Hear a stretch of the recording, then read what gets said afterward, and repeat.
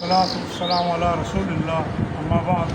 نبی کریم صلی اللہ علیہ وآلہ وسلم جب سفر میں تشریف لے جاتے تو ظہر کو عصر کے ساتھ ملا کے پڑھتے اور مغرب کو عشاء کے ساتھ ملا کر پڑھتے، جمع کرتے سفر میں، اور جو 4 رکعت والی نمازوں سے 2 رکعت پڑھتے، جیسے ظہر کی نماز وہ 2 رکعت، عصر کی نماز بھی 2 رکعت، عشاء کی نماز بھی 2 رکعت، اور مغرب کی نماز کو پوری پڑھتے تھے 3 رکعت جیسے پڑھتے تھے۔ اس میں جمع یوں بھی کر لیتے تھے، ایک جمع تقدیم ایک جمع تاخیر ہوتی ہے۔ جیسے ظہر کے وقت نماز سفر میں پڑھی تو عصر کو ساتھ ملا لیا، ظہر کے وقت میں پڑھ لی دونوں نمازیں۔ سفر کی ایسی کیفیت ہے کہ جمع تقدیم کر لی، ظہر کے وقت عصر کو مقدم کر کے ظہر کے ساتھ ملا کے پڑھ لیا۔ ایک تو یہ صورت ہے۔ یہ سفر کی ایسی صورت حال ہے کہ بندہ سفر میں ہے، ظہر کی نماز کا وقت ہو گیا تو آپ نے سفر کو جاری رکھا اور عصر کے وقت ظہر اور عصر کو ملا کر پڑھ لیا، اسے جمع تاخیر کہتے ہیں۔ یہ بڑی سہولت ہے یہ۔ اسی طرح مغرب کے ساتھ عشاء کو پڑھ لینا یا پھر عشاء کے ساتھ مغرب کی نماز کو جمع کر لینا، یہ جمع تاخیر جمع تقدیم کی دونوں صورتیں ہیں۔ سفر میں اللہ کے نبی علیہ السلام سنتیں نہیں پڑھتے تھے سوائے فجر کی سنتوں کے۔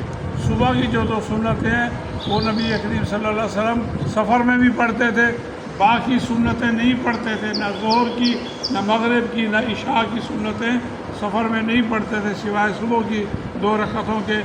صبح کی 2 رکعت جو ہیں سنتیں، ان کی بڑی اہمیت اللہ کے نبی نے فرمایا ساری زمین پہ جو کچھ ہے دنیا اس سے زیادہ قیمتی ہیں یہ 2 رکعتیں جو فجر کی 2 سنتیں ہیں۔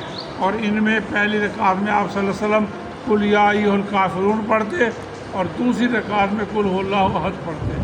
تو اللہ تعالیٰ کے دین میں سفر، چونکہ آپ نے فرمایا نا السفر قطعۃ من العذاب، سفر ایک عذاب کا حصہ ہے، بندہ پریشان ہوتا ہے سفر میں، نیند چھوٹ جاتی ہے، گھر کا آرام چھوٹ جاتا ہے، تو اس لیے اس میں شریعت نے رخصت دی ہے کہ ظہر عصر کو جمع کر کے پڑھ لے، مغرب عشاء کو جمع کر کے پڑھ لے، اپنی سہولت میں پڑھے۔ ہاں اگر جیسے ظہر کے وقت انسان نے ظہر کے بعد سفر کرنا ہے اور پھر ظہر کی نماز پڑھ کے پھر 4 رکعت اسی وقت اگر عصر کی پڑھ لے یہ بھی صحیح ہے گھر پہ ہی، لیکن پوری پڑھے گا۔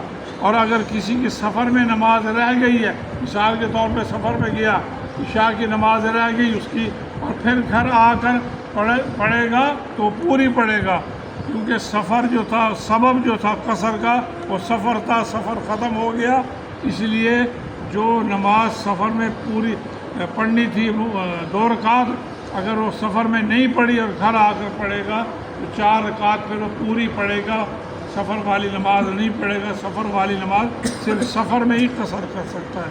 تو یہ چھوٹے چھوٹے مسئلے ہیں، ان پر عمل بھی کرنا چاہیے، سمجھنا بھی چاہیے، سیکھنا بھی چاہیے، اور آگے کسی کو بتا بھی دینا چاہیے تاکہ ثواب دے۔ اللہ تبارک و تعالیٰ اجر دے۔ اللہ تعالیٰ ہمیں عمل کی توفیق عطا فرمائے۔